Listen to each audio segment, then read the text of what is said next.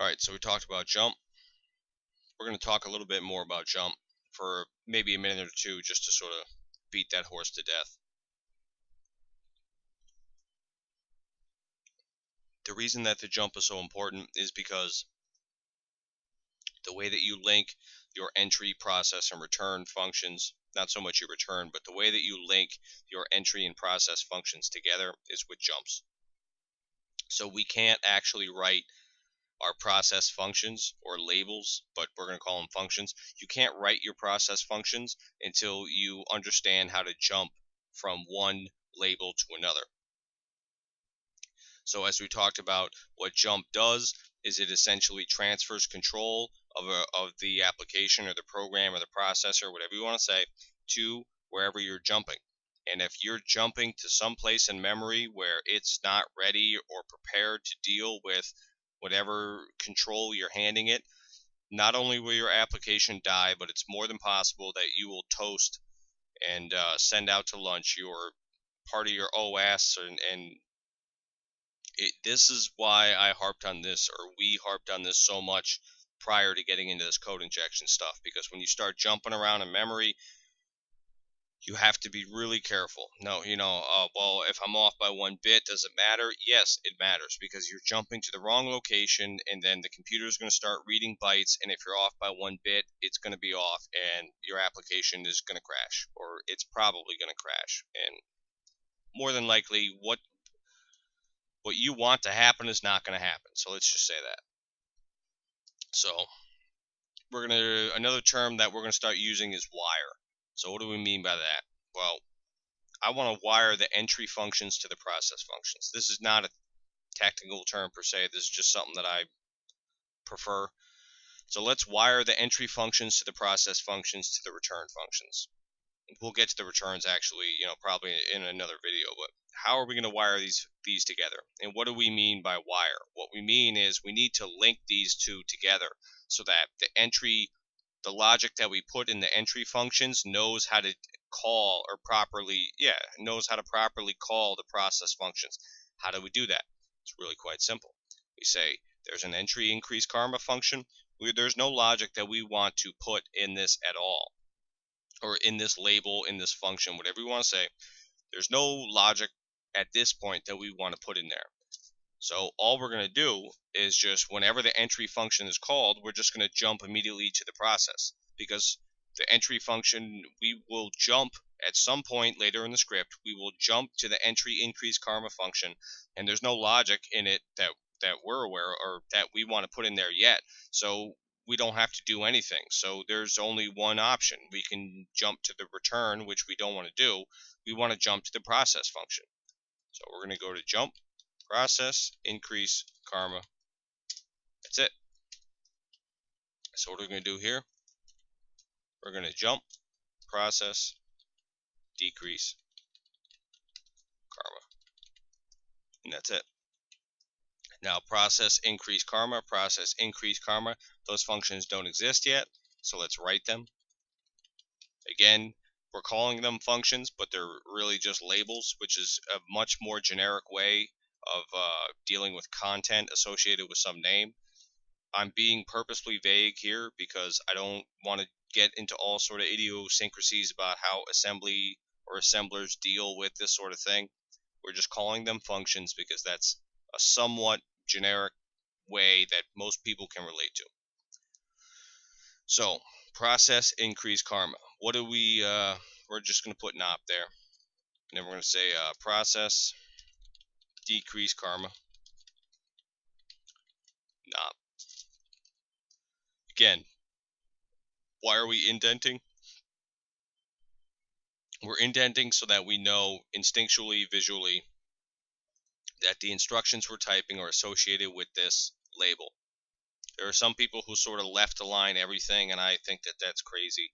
I mean, can you still read it? Absolutely, but that's not the point. The point is that you want to write code that you understand in a quick way, and the person who writes the script will always understand it. And this is not necessarily exclusive to assembler. If I can pull out my soapbox here for a minute and just in a general code sense, the person who writes the script or writes the code is always going to understand it. You could left align everything and never indent a damn thing. Of course you understand what's going on. You're the one who wrote it. If it's smaller than 10,000 lines, you're going to know what's going on, or probably.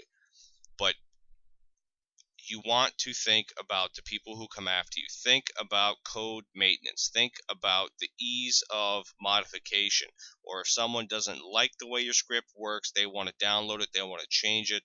You don't want to write a 10,000 line help manual or file about, well, this is, what this does and that does, and look at line 33. No, you want it's basic code readability. Help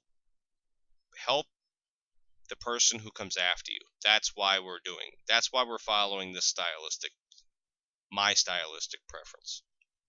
And again, I stress that it's my preference. This is not universal. You could left align everything, and Cheat Engine and Assembler would probably not give a crap. All right, so we have our process functions. So what are we going to do? We're going to essentially, how do we know what we want to do in the process functions? There's no logic in the entry functions. We're just jumping straight to the process labels or process functions. So what do we want to do? We want to do whatever the original code here says, because for our purposes at this point, we're just trying to prove that the basic sort of scaffolding, if you will, or skeleton of our script works without misjudging bytes or bits or anything like that, which is a very, very, very important thing, as we've harped on.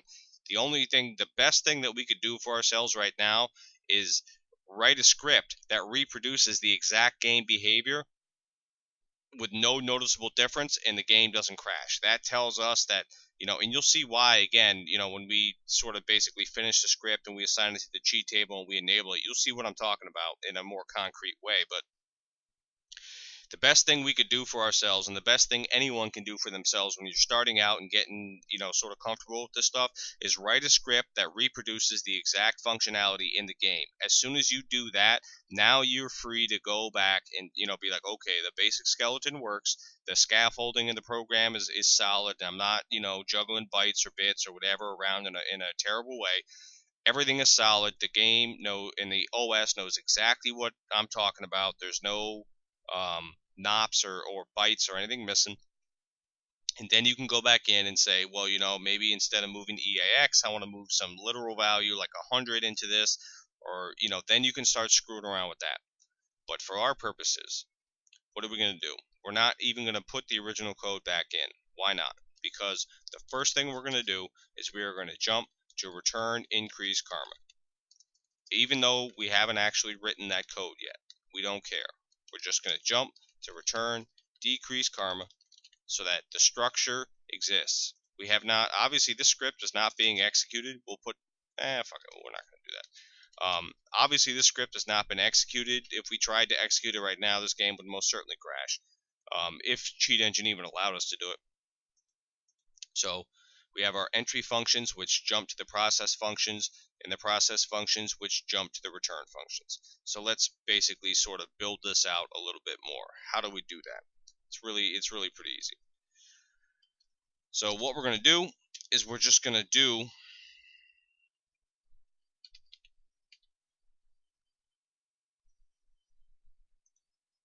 this. Get rid of that. So we've sort of started up here. This is the original script. We started here. We've sort of redefined all that stuff. We've redefined new mem, original code. We've sort of thrown that off to the side. What we're going to do actually is we're going to highlight that and copy it. General practice or good practice is to do something like that. You want to, when you're increasing karma or something like, or not increasing karma, but when you're sort of injecting and overwriting certain assembly instructions, you want to sort of include the original code in comments. Again, we'll make this more concrete as we go forward, but people who come after you, and unless if they just want to go in and edit the script or something like that, they have no way of knowing what the hell the original code was unless they go find the value, find out where it's the address, show Dissembler, and then they sort of dig around a little bit, and then they're like, oh, well, this is what the guy was talking about. It's just help them by just sort of pasting that code in there, and that way they have a better idea, without having to go through the previous couple steps that we just talked about. They can say, well, here's the original code, there's some bytes, yada yada yada, and this is what the guy's overriding. Here's the original logic, if you will. We can't paste that into decrease karma because we only injected at the increase karma point, and we'll see that that's a much more relevant issue because we have decreased karma entry points and process points and return points, but we don't actually have the decreased karma instruction location over here yet, and that's something that we will get to. But for now, again, we've sort of copied the original code, we pasted it up there, we have it commented out just for ease of use, as the case may be. So what we're going to do is we're going to come down here. We're going to hit enter a couple times. We're going to left align all the way back, or left align, and then we're going to make a new sort of comment section. So should we indent this? Maybe. I don't like to indent the injection points because I like to make a clear delineation between, even though they are sort of part of let me think about that. They're not really part of the memory that we're allocating. They're more statements telling Cheat Engine where to inject code, such as right here. Sorry, let's do that again. They're more a statement telling Cheat Engine where to inject code, such as right here. So I'm not going to indent them by anything. So how do we know where to inject code? Well, this template is telling us right here. It's telling you, or it's telling us, that this is the instruction that you don't want to inject code at. Now, what's this jump new mem nop stuff? What this stuff is, we'll say just leave a blank jump there, and then we'll do nop. We'll scroll down so we can see it all. What this is the injection points are how you tell Cheat Engine where you want to inject in memory and where you want to jump after you've injected into memory. Because by writing an assembly script like this and then having an injection point and whatnot, you are telling implicitly, you're telling Cheat Engine, I'm going to clobber whatever the hell is at this memory location as specified by this, and whatever is there is toast. And I want you to jump to my new allocated memory, which is chunk 0. And then obviously I want you to sort of nop this out, because a jump instruction has a certain byte size associated with it. Just like we were talking about, when we knopped this out, we got 6 nops. Why? Well, because it's a 6-byte instruction. So jumping somewhere, opcodes and then a destination, or opcodes and then a parameter, as the case may be, has a certain byte size as well, or a byte length. So sometimes the jump instruction does not line up with the size of the instruction that you're code injecting on.